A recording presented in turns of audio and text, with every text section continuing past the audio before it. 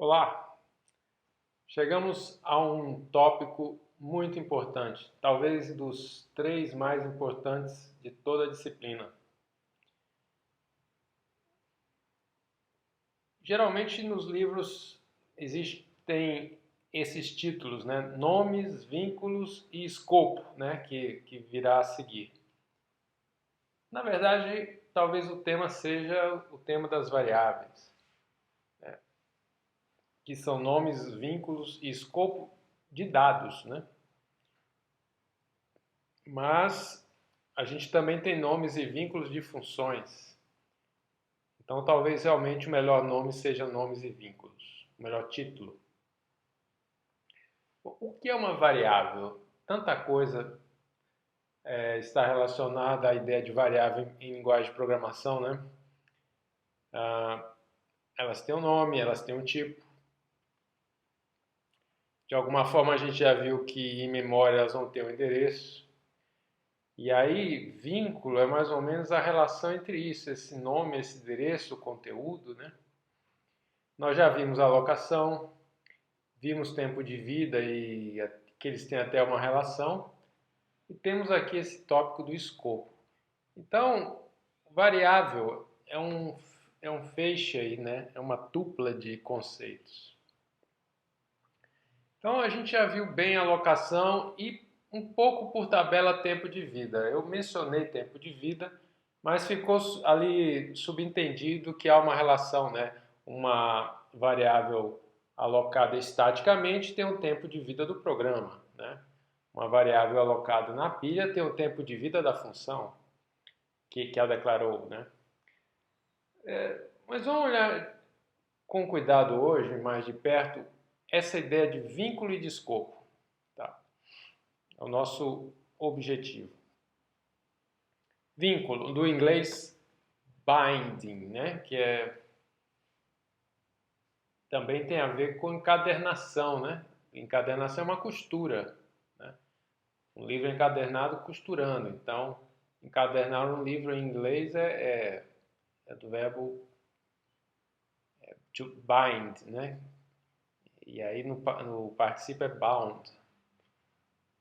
Muito bem. Vínculo, que podia ser aqui ligação, né? Ligação, associação.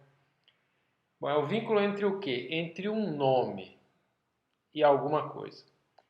Essa alguma coisa varia de acordo com a linguagem. Então, pensando em duas coisas, já remete na matemática a ideia de par ordenado, né? Uma dupla, um par, né?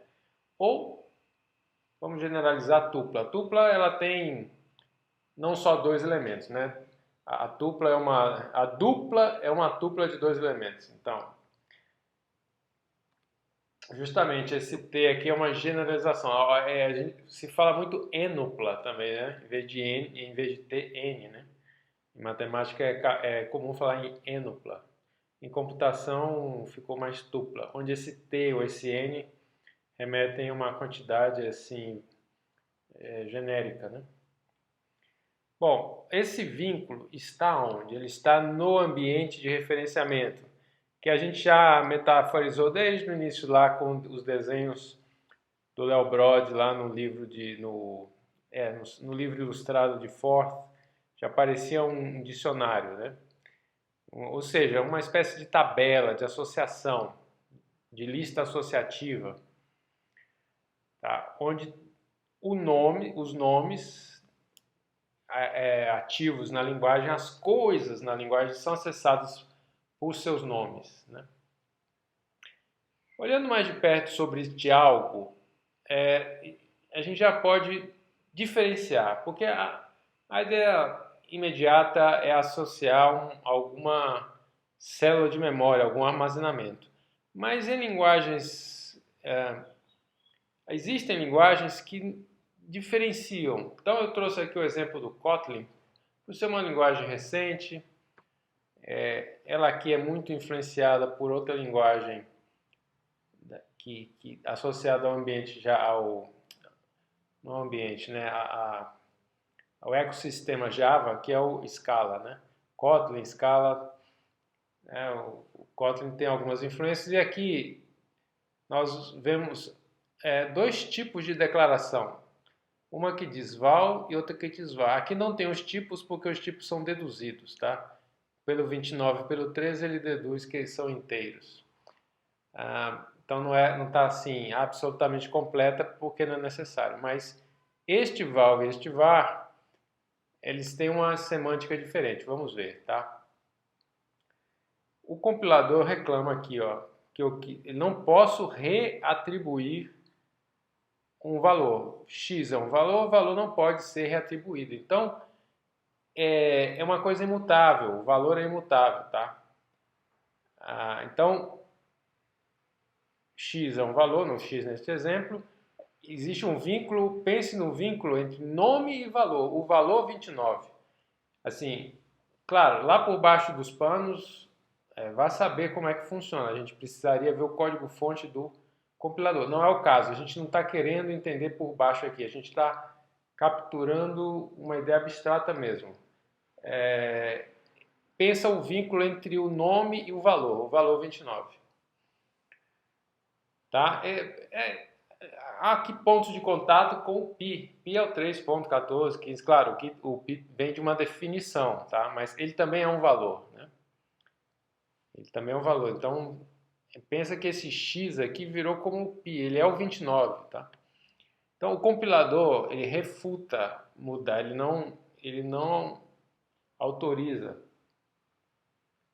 Já o y, que é um var de variável, então é até meio impreciso chamar x de variável, né? Você pode chamar de dado, de valor, mas de variável a gente chama, mas frouxamente, né? Sem rigor. Já y aqui é uma espécie de armazenamento, uma espécie de célula de memória com endereço, digamos assim, tá? Então o vínculo é do y com a célula, e a célula, por sua vez, é preenchida com 13. Mas ela pode receber outro valor, né? Ela pode ser atualizada. Que é o que a que estamos acostumados em C, em Java, em Python, né? Linguagens assim mais típicas, elas não têm essa diferenciação. A ideia de variável é a ideia de armazenamento mesmo. O vínculo é o vínculo do nome com a célula, alguns vão chamar de referência, mas vamos deixar a precisão aqui do que é isso em segundo plano. Bom, a gente falou de vínculo, lembrar também de falar em vinculação.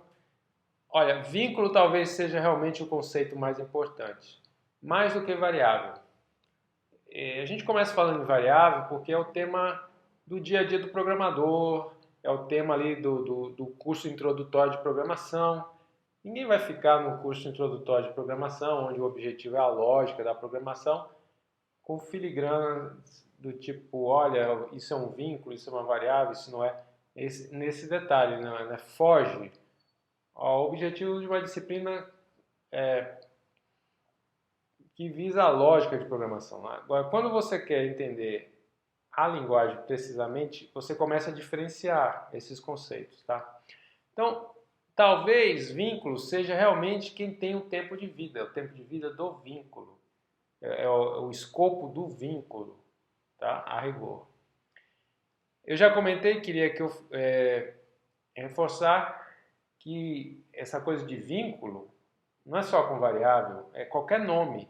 Existem os nomes de variáveis, os nomes de funções, procedimentos, subrrotinas, os nomes de módulos, né?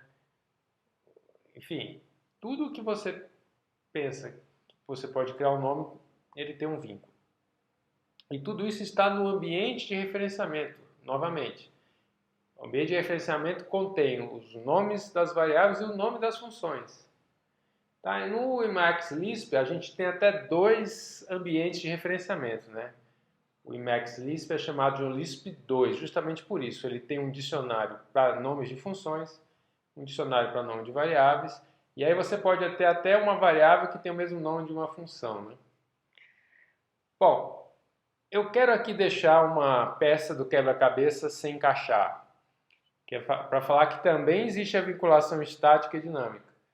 E é essencial para entender orientação a objetos a ideia de vinculação dinâmica, mas voltaremos a isso lá no fim do curso. Mas deixo aqui já essa ligação, esse gancho, né? Bom, então sobre vínculo fica aí chamamos a atenção para o conceito, mostramos que ele existe. Não é difícil, né, pensar nessa ideia de associação entre duas coisas, mas o tópico mais trabalhoso é o escopo.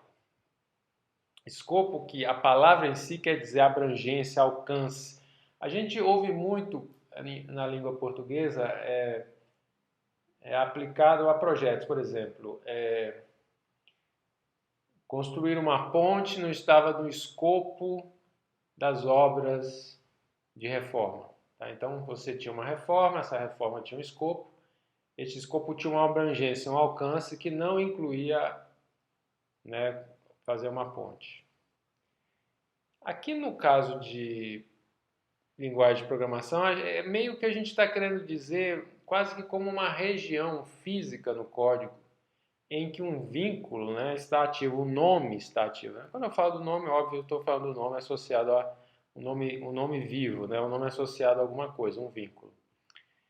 E eu trouxe de propósito aqui exemplos das linguagens formais da matemática, que é a linguagem de primeira ordem, da lógica de primeira ordem com os quantificadores, que é, enfim, é quase que a linguagem mais ampla da matemática, que cálculo, integrais.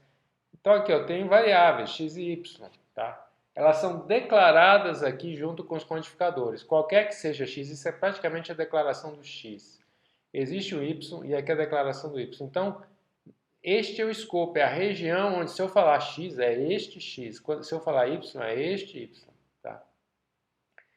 Mesma coisa aqui, ó, esse mn são variáveis de integração que elas são declaradas aqui nesse final da integral, né? No diferencial aqui. Bom, em termos de programação, o problema do escopo é o seguinte, as variáveis não locais. Vamos ver logo a imagem. Ó. Quem é esse A? Esse A não está definido nessa fórmula. Talvez ele esteja definido no enunciado, que no caso não está aqui. Tá? Este A é não local. Ele não é declarado aqui, ele foi declarado fora. Tá? Bom, por quê? As locais não são problemas, tá? Não há dúvida como resolver os locais. O local, a variável local, é aquela que é definida ali mesmo. Né? Então, boa parte das variáveis são definidas na própria função, essas nunca são problema, não tem nem o que discutir. Tá? Agora, já as variáveis não locais é preciso buscar em algum lugar. Elas podem ser globais, mas elas podem ser variáveis locais de outras funções que estão vivas na pilha. Tá?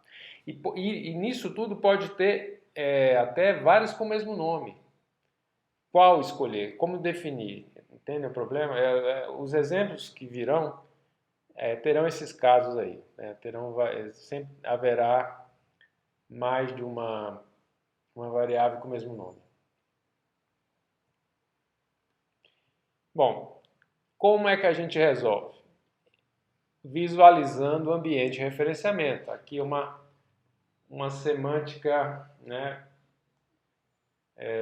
praticamente operacional, né? Quer dizer, me diga o que está definido no ambiente, como constrói o ambiente. E aí nós vamos ver que há duas estratégias. Aí a gente tem essa palavra aqui meio feia, é um neologismo, tá? Aqui da área de computação, uma tentativa de traduzir scoping. Em inglês, scope é scope. Né? Agora, scoping seria escopamento, que é a estratégia de construção do escopo, de definição do escopo. Então, nós temos um escopamento dinâmico e um escopamento estático ou léxico, né? que levam a um ambiente de referenciamento diferentes, ambientes de referenciamento diferentes. Então, só o que nos resta hoje é isso aqui, é visualizar isto e daí entender. Eu vou usar como exemplo o Pascal, que é uma linguagem aqui geralmente os alunos estão pouco habituados, né? Vamos comentar aqui um pouco do Pascal. Esse vai ser o nosso exemplo, mas antes de entrar nas questões de escopo propriamente, por que eu trouxe o exemplo em Pascal? Principalmente por causa das funções aninhadas, tá? Funções que podem ser declaradas internamente. Essa indentação está errada, todos esses 4 aqui estão para fora aqui, tá? Um erro aqui, mas vamos lá. O que é uma função aninhada? Veja, eu tenho um programa todo e veja que em Pascal você tem uma diretiva ali, você tem na diretiva, você tem uma palavra reservada para declarar o nome do programa, tá? Aqui é o programa, aqui é o nome que eu dei aqui neste exemplo. O programa é tudo isso, tá? Aí eu indentei aqui para dizer que essa função e essa procedure, elas são as primeiras mesmo. Agora, dentro desta, tem uma que é alfa. Isso eu não posso fazer em C. Em C eu só tenho esse nível. Eu tenho a global, em C seria equivalente a isso aqui em Pascal, e eu tenho um nível em C. Eu não tenho infinitos níveis internos, né? Como que se eu criasse alguma coisa que é interna, exclusiva. Assim como eu tenho variáveis internas, eu vou ter funções e procedimentos internos, tá? Bom, então vamos... Bom, isso é importante, quero dizer que não é exclusivo do Pascal. Lisp permite declaração de funções internas. Kotlin, né, para ficar no exemplo de uma linguagem bem nova, e tem também. Então não é uma coisa assim obsoleta, ou, é uma estratégia que, por exemplo, o C não adota, o C++ não adota, né? Java não adota dessa forma, mas que não é por isso que são ideias defasadas. Agora, vamos comentar várias coisas. Primeiro, então corrigindo aqui, vamos seguir, tá? Corrigindo aqui, isso está no mesmo nível, é um tópico, não é um tópico interno, vai. Sintaxe, a famosa sintaxe begin, end, note que ponto e vírgula, o último end é ponto, né? Isso é folclórico do Pascal, begin, end para bloco, a sintaxe concreta. Uma coisa importante aqui, as variáveis são declaradas antes do bloco. Percebem? Var antes do big end, sempre, ó, var antes do big end. Antes desse big end vem tudo isso. Todas essas declarações são antes desse big end, inclusive essas var aqui. Isso porque o Pascal ali nos anos 70, o hardware era muito limitado. O compilador poderia passar horas e ele queria, o Niklaus Wirth queria que o compilador Pascal passasse uma vez. Existe essa questão dos compiladores multipass, né? Multipassagens, compiladores que varrem programas várias vezes. Como a memória era pequena, o programa podia ser grande, se você passasse várias vezes, você teria que talvez carregar o início, aí carregar outra parte, claro, não é este programa, um programa bem maior. Aí teria que passar de novo e ia repetir. Então, o Pascal não tinha essa chance de ser multipass, né? Ele passava uma vez só. Bom, procedure é uma function com void. Em C tem essa coisa de criar um tipo void. Aqui existem dois nomes, né? Duas ideias. Procedure não retorna nada, function retorna nada. Veja que para retornar não tem return, você tem que dar aqui f igual. O igual do Pascal também é emblemático, né? É folclórico, esses dois pontos igual. Mas ó, f, que é como se fosse o return, tá? Bom, existe a notação de tipos pós-fixa, né? Z do tipo real. Que mais aqui? I é do tipo inteiro. O retorno da função é do tipo real. X, Y, Z são do tipo inteiro. é um pouco fora do comum, mas, por exemplo, o próprio Kotlin usa algo parecido, né? Bom, então essa foi um rápido tour pelo Pascal. Não é difícil entender tanto a lógica do Pascal, porque no fundo tudo é algol, né? Todos vêm do algol, C também vem do algol. Bom, o problema neste exemplo é este Z. Este Z é não local. Então vamos voltar para o nosso assunto. Eu tenho dois Zs aqui, ó. Eu tenho esse Z e eu tenho este Z. Qual dos dois eu resolvo aqui? Então, em Pascal, existe uma resposta. Um aluno que não conhece o problema, ele vai dizer que é este, porque ele vai trazer intuições. Ele fala, isso aqui é uma global, isso aqui é global. Mas essa é uma resposta que merece ampliar, que a gente vai nos motivar, entender esse problema vai nos motivar a entender esse acoplamento. Muito bem, então vamos seguir o programa lá na memória. Visualizar a memória é tudo. Eu quero já antecipar, depois eu vou explicar que eu modifiquei o stack frame ou registro de ativação. Neste vídeo eu vou usar sempre stack frame, né? A terminologia stack frame. Eu modifiquei um pouco. Eu começo pelo endereço de retorno, depois eu acrescentei um ponteiro para o frame que chamou, o stack frame que chamou. Isso é novidade, tá? Agora nos stack frames nós vamos ter ponteiros para, e é logo o primeiro depois do endereço, né? Para quem não chamou. Então aqui, ó, tá bem claro, ó. Quem chamou esse alfa foi este frame do F. Quem chamou este frame do F foi este frame do G. Quem chamou esse frame do G foi este frame inicial. Tá? Então fica bem claro aqui, todos os frames agora constam de um ponteiro para o frame que recém invocou esta função da vez, este frame da vez. O frame da vez começa inicializando um ponteiro para quem o chamou.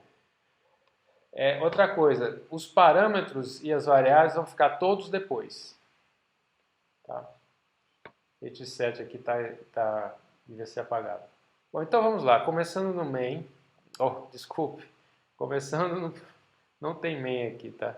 Começando neste bloco principal, nós temos x, y, z que foram declaradas aqui, x, y, z, e são inicializadas com os valores.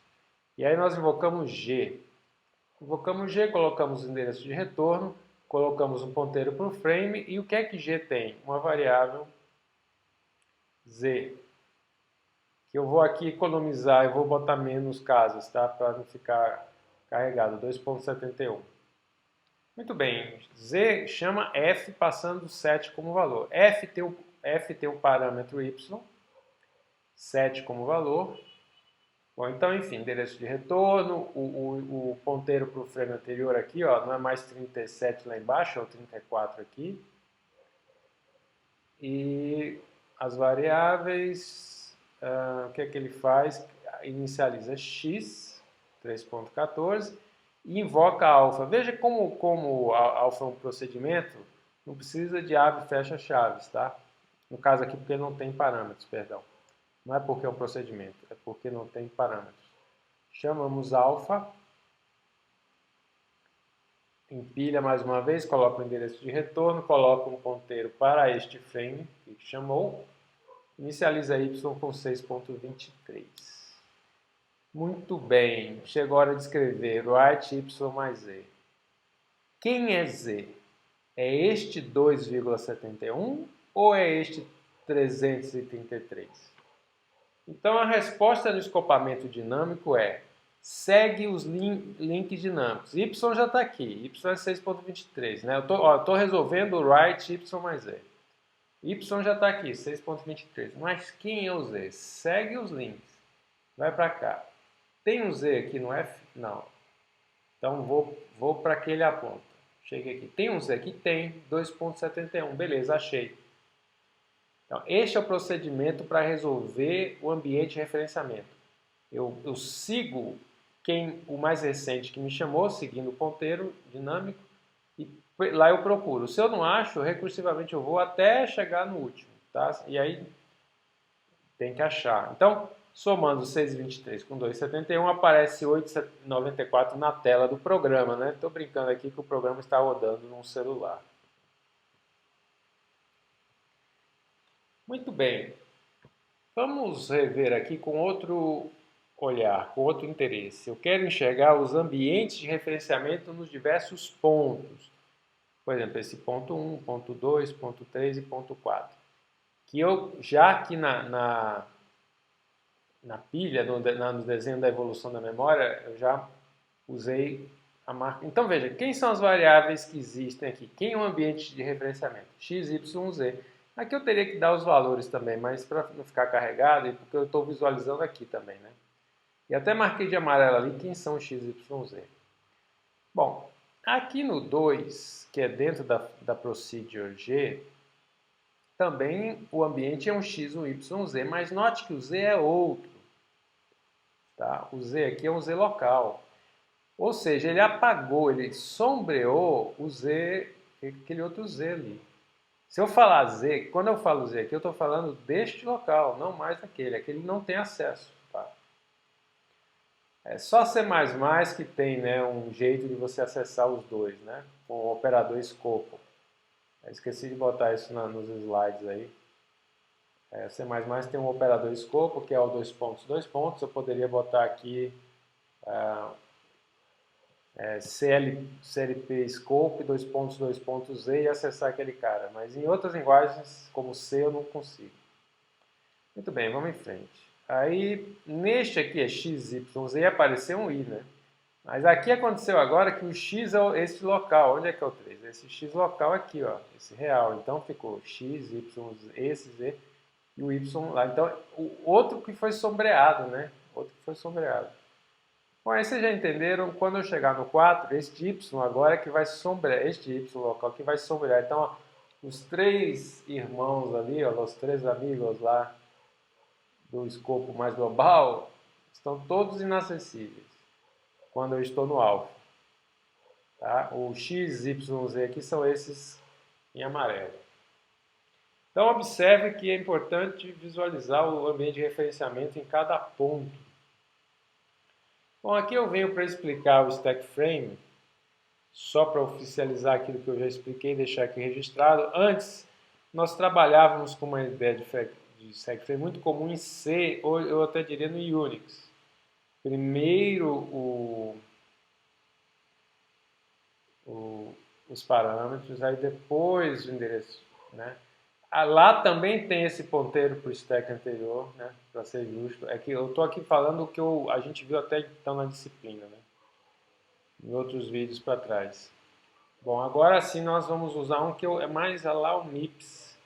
Ou para quem fizer disciplinas aí com plaquinhas, disciplinas como microprocessadores, vai poder usar algo bem próximo. E eu quero mostrar o RISC-V, né? Eu vou, em algum momento, mostrar como esse frame é construído mesmo na linguagem de montagem do RISC-V. É uma pendência aí, talvez, dos cursos de arquitetura, dos meus vídeos de arquitetura. Porque em arquitetura essa parte não acrescenta muito em relação a um J, um jump simples.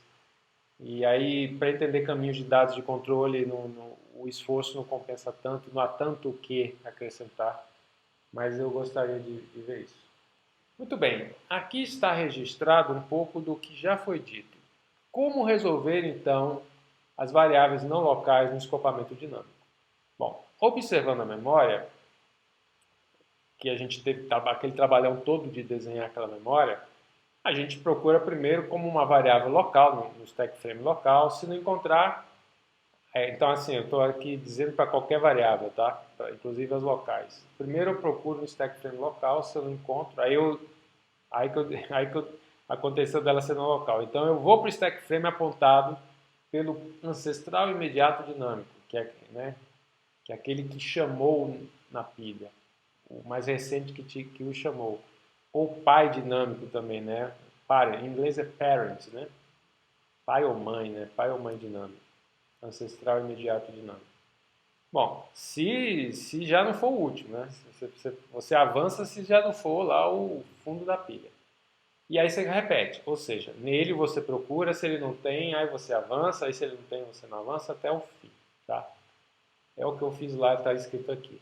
Agora você não precisa desenhar a memória, você pode, num tipo teste de mesa, ir executando o programa, vai anotando as variáveis e a subrotina, assim com círculos, né? Vai fazendo um círculo ligado ao próximo, em cada um você vai anotando as variáveis com os nomes e os valores. É tipo um teste de mesa, tá? E aí você volta ao contrário, tá? Você procura nas variáveis locais, se não encontrou, você pega a chamada mais recente, né? Aquela que invocou a que você estava, tá? Você vai de trás para frente. Então não precisa, assim, para responder questões, por exemplo, do CBEST, o CBEST não mostra, quando ele explica escopo, ele não mostra essa pilha. Ele vai fazer isso no capítulo bem mais para frente, que é implementando os subprogramas. Mas aí ele já não explica a relação com o escopo, tá? Bom, aqui eu estou só também deixando registrada a ideia de sombreamento, né, do inglês shadowing. Né? Variáveis do mesmo nome competem para serem acessadas. Tá? Uma interfere na outra. Então, no dinâmico, vence aquela que é mais recente. Tá? Aquela que veio por último, aquela que está mais no alto da pilha, mais perto do topo.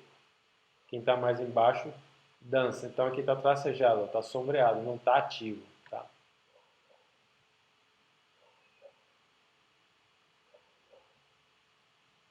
Bom, vamos continuar o programa? O programa não acabou, né? Então, continuando, a gente estava aqui, aí eu retorno do alfa, aí retorno f, f é x vezes y, quanto é que é o x? 3,14, o x vezes i, né? X vezes i. Vezes 7 está 21, aí isso vale z. Então eu volto aqui, ó. Eu só quis mostrar que o retorno do f aqui volta para o g e atribui ao z. Então eu não matei a pilha de uma vez, eu congelei aqui um instante só para mostrar que o z foi atualizado. Bom, mas aí o g termina, volta para o main e aí tem aquela última instrução write f0. Então eu vou chamar o f e o f vai chamar o alpha, porque dentro do f chama o alpha. Então vejam que agora o F vai ser empilhado sem o G, né? O F vem direto ali naquele global, naquele mais externo. Então, aquilo de sempre, vem o endereço de retorno, o ponteiro para quem chamou, né? O ponteiro dinâmico, x e y. O i equivale a zero, né? Deixa eu apagar ali o... Olha lá, ó, chamei f de zero, né? Então, muito bem, aí o f, lá no f, entrei no f, x vale 3,14, eu chamo alfa. Chamo alfa. Construo agora novamente o stack frame. Bom, tudo como antes. Qual que é a diferença agora? A diferença agora é que o z vai ser esse aqui. Né? Quando eu fizer write y mais z, eu vou buscar o y está aqui, mas o z eu vou ter que buscar aqui. Aqui não tem, aí eu vou buscar aqui, vou dar naquele último. E aí eu vou imprimir 339. Tá? Então o que que isso mostrou para a gente? Está aqui de vermelho. Que o ambiente de referenciamento olha, na mesma linha aqui, é o mesmo alfa, esse 4 e esse 6 é a mesma linha, tá? É a mesma linha. O ambiente foi completamente diferente, porque a pilha é diferente. Olha o problema. Aqui é XYZ, que Z, este. Aqui é XYZ, que Z, este outro. Tá? Então aqui com essa figura fica bem evidente. Então, qual que é o problema do escopamento dinâmico? Aqui é uma taquigrafia assim, brasileira aqui dos anos 50, né? Uma barra só é idade, duas barras é mente ou mento, né? Escopamento dinâmico. Veja, o programador não tem nenhuma garantia de qual variável não local vai ser resolvida. Qual que é o Z que está em jogo? Eu não sei, tá? Não sei, não tenho garantia nenhuma. O escopo depende do histórico de cada execução particular. Então, cada programa, esse programa é ruim porque não tem ifs, né? O programa não tem condicionais, ele não executa uma história diferente cada vez, né? Ele vai ser sempre a mesma história. É um programa forçado, né? É um programa meio artificial. Mas a histórico da pilha, e uma pilha real ela tem centenas de funções, o histórico da pilha, a cada momento, vai resolver de uma forma diferente. Então, é um problema, pode ser uma fonte de erros. Por exemplo, você pode usar o nome de uma variável que alguém cria uma biblioteca com o mesmo nome. E aí as funções dessa biblioteca entram na frente da sua e assumem. Tá? Então, isso são bugs dificílimos. Tá? Então, olha, o escopamento dinâmico foi paulatinamente entrando em desuso. Ele é mais fácil de implementar do que a alternativa que a gente ainda vai ver, mas com o tempo praticamente ele foi abandonado, tá? Eu lembro que acho que foi do Perl 4 para o 5, ou foi do 5 para o 6, não, é do 4 para o 5, né? Acho que o 4 foi o último que não tem. Então tem essa conversa aí na comunidade do Perl, né? O último Perl que tinha escopamento dinâmico. O Emacs Lisp tem até hoje, só que hoje é opcional. Hoje tem os dois, tá? Agora, tem algoritmos, tem situações que o que você quer é escopamento dinâmico. Facilita muito, tá? Então ele passa a ser opcional, como o Inclojure, que é um tipo de um Lisp que roda na máquina virtual Java também. E é famoso, né? A Nubank, no início, não sei atualmente, mas no início era majoritariamente baseado em Inclojure. E o próprio Emacs Lisp, que ele tinha como a única opção, passou até as duas e ele não abandonou. Em futuros vídeos eu quero executar aqui exemplos mais concretos de programas dando problema, mostrar coisas em que é interessante ter, que se torna útil ter escopamento dinâmico. Mas isso neste momento, era para fazer neste momento, mas eu acho que quebra muito o que é importante, que é ver a alternativa e comparar ali na memória. Então vamos, resumidamente, aceitar essa ideia de que o escopamento dinâmico é muito desvantajoso e vamos passar para a alternativa, que é o escopamento léxico. É a forma bonita de falar escopamento estático. Aqui, nesse contexto, é sinônimo, tá? E é aí que eu gosto de pensar que está escrito, porque é o escopo que é resolvido da mesma forma como ele está escrito no código. A gente vai ver. Você resolve o escopo igualzinho ao que você vê no código-fonte. Então aí não tem mais depender de execução, tá? Então o escopo não depende mais do histórico, ele é sempre o mesmo, né? Por isso que ele é estático. Ele já está definido, consagrado antes do programa iniciar, ele não muda, é muito mais previsível, tá? Agora, para isso funcionar, o seu ambiente de execução não vai olhar o código-fonte, né? Tem que fazer a gente vai fazer uma artimanha aí, né? A gente vai fazer como é que eu diria a palavra? Um mecanismo, né? Um aparato, né? Vai fazer todo um aparato que vai ter o mesmo efeito, como se fosse o código-fonte, tá? Como se fosse consultando, né? Bom, e esse stack frame estático, na verdade você vai ter um ponteiro estático. Você vai ter, aqui é o pai dinâmico, né? O ancestral dinâmico, aí você vai ter um ancestral estático. Um ancestral imediato estático. Né? Um parent, um pai ou mãe. Né? Bom, é isso. Então está escrito aqui, o ponteiro para o stack frame da função, na costa a função está contida no código. Exatamente. Esse ponteiro ele vai para a função onde está escrito no código. Tá? E ela está sempre na pilha, porque só ela pode chamar. Veja, como é uma função interna, essa função f aqui, ela é uma função interna de alguém, para que ela seja chamada, quem chamou é esse alguém, só esse alguém visualiza. Então esse alguém está na pilha. Tá? Então é isso. Veja, lá o alfa está no F, o F está no global e o G está no global. Tá? Então, é isso que tem a apontar. O pai dinâmico, o ancestral dinâmico global é o F. O ancestral do F é o escopo global. O do G é o escopo global. E antes de a gente fazer mesmo, só queria aqui comentar que no Intel esse esquema já está pronto no processador, no hardware. Tá? É incrível isso. É uma coisa tão importante que os processadores Intel já tem lá portas lógicas, já tem um esquema no processador para viabilizar isso aí, tá? E tem a ver com montar o stack frame o assembler, né, o programa, o montador, ele tem uma coisa própria para fazer para você que é enter e leave, que aqui é monta e desmonta, né, o stack frame. Isso é visto em disciplinas de programação em linguagem de montagem.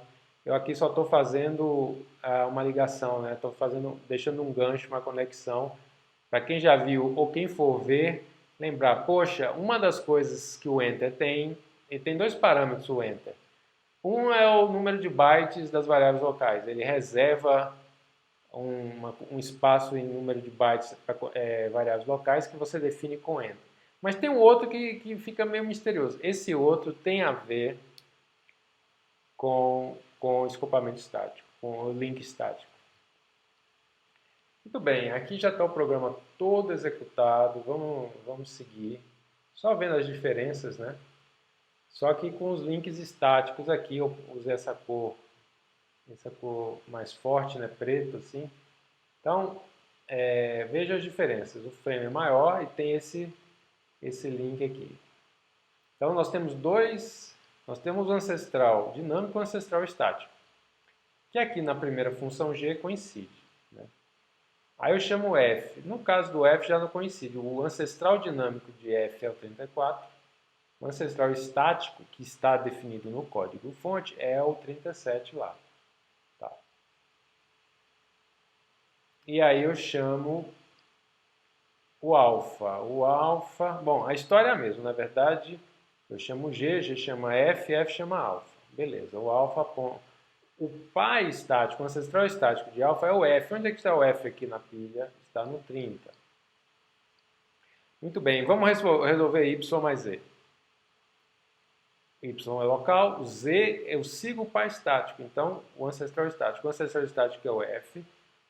Aqui nesse frame tem Z? Não, só tem X e Y. Segue o ancestral estático. Quem é o ancestral estático? Ó, agora eu vou lá e aqui eu acho o Z. Então, imprime 339, tá? Aqui vai ter da mesma forma. Então, todo o resto não tem muita diferença. Eu acho que basta essa explicação, tá? Aqui estão o ambiente de referenciamento destacado. Vejam que é sempre o Z. Aquele Z foi pulado, tá? Foi bypassado, aí foi pulado aqui, ó. Então não tem mais problema. Se eu seguisse o dinâmico, seria este. Se eu seguir o estático, vai ser aquele. Bom, registrando por escrito o que acabei de mostrar, como resolver variáveis locais pelo escopamento léxico.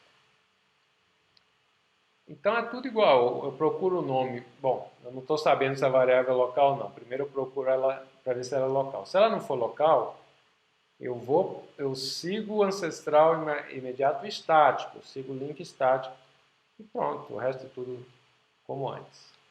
Agora aqui você não precisa fazer teste de mesa, você pode olhar o código-fonte. Eu vou mostrar duas formas. Primeiro, fazendo círculos.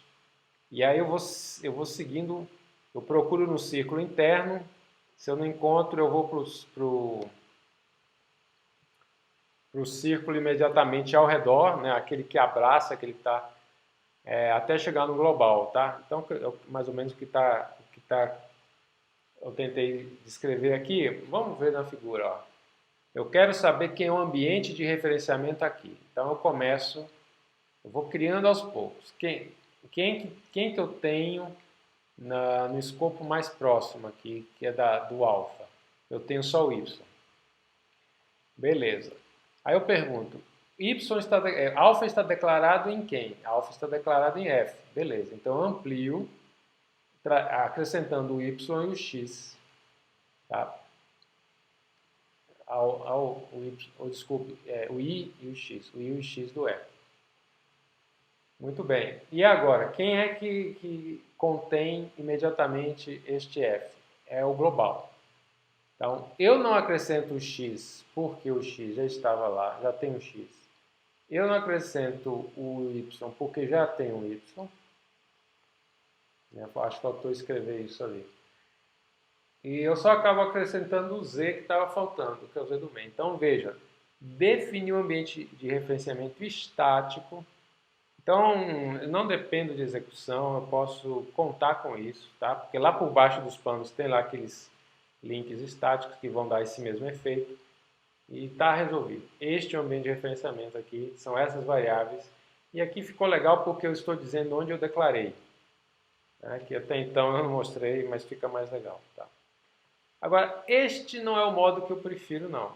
Tá? Eu vou dar uma terceira forma. Então, temos já duas, né? Que é essa aqui. Temos essa aqui. E agora eu vou dar uma outra que é marcando lateralmente o escopo de cada variável com uma linha vertical. Então eu começo pelas mais internas, mais locais, vou avançando, deixando o escopo global por último. E aí, se já existir uma variável com o mesmo nome, eu deixo tracejado para indicar o sobreamento estático. Tá? Aí no final, no ponto que eu tiver interesse, eu faço uma linha horizontal. E onde ela cruza as linhas verticais, eu sei o nome das variáveis. Então vai ter a figura aqui agora. Então vamos lá. Ó. Comecei com as mais locais. Este y vale nesta região. Este z vale nesta região. Pronto. Bom, quem quer mais... fiz este e esse. São assim mais internos, né? Bom, este é interno do f. O f tem i e x. I e x, elas não coincidem. Eu risco toda a faixa em que elas estão valendo. Então, veja que aqui vale o i e aqui vale o x. Bom, aí eu vou para o próximo, que é esse xyz. Então, veja, eu vou traçando, mas onde tem já o x eu ponho tracejado. E aí continuo cheio. Né? Aqui vai ter um y nessa região, em mais lugar nenhum. E aqui vai ter um z nessa região, então não dá mais nenhum. E agora, para determinar o escopo, é só arriscar. Ó. Aqui tem 1, 2, 3, 4. Né? O y e o x e o z desse que eu chamei de main. Né?